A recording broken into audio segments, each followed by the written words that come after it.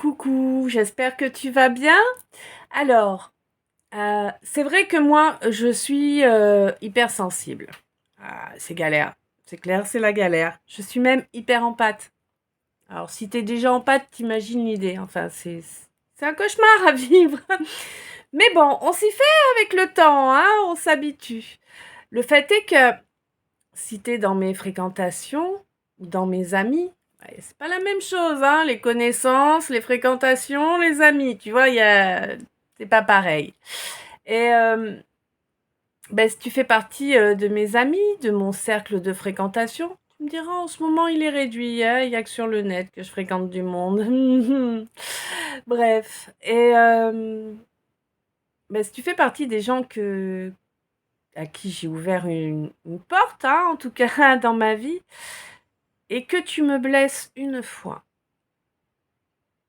je vais te dire que tu m'as blessé pour te donner l'occasion de changer ton comportement. Tu vois? Parce qu'on peut tous faire des erreurs.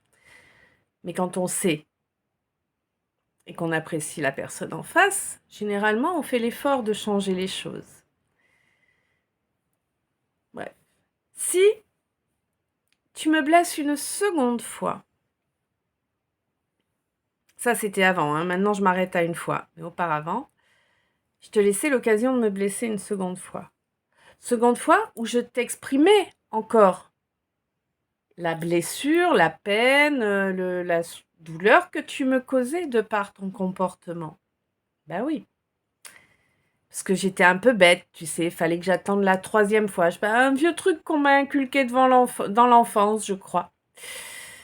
Et mais par contre, si tu m'as blessé 3 fois, il n'y a pas de retour possible. Alors ça veut pas dire que si tu as fait partie de mes amis, ça veut pas dire que je ne t'aime plus. Non, je t'aime toujours.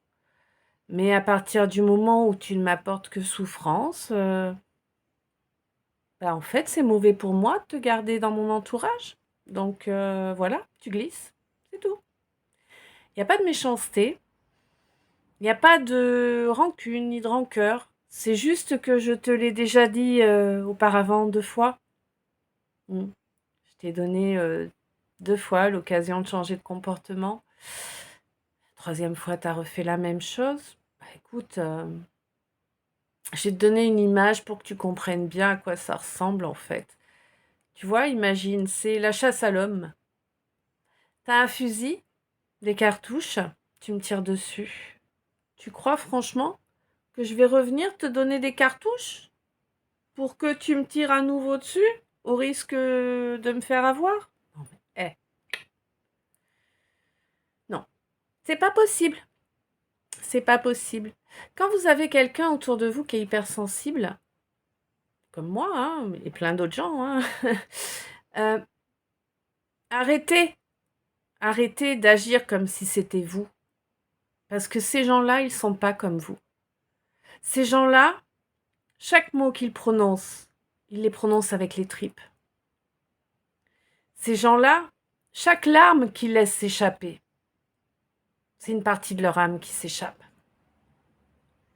Ces gens-là, à chaque fois que vous les blessez, vous leur déchirez le cœur. Et un cœur, c'est long à réparer. Alors ces gens-là, pour leur survie, à un moment ou un autre, ils vont s'éloigner de vous. À moins que vous fassiez ce qu'il faut.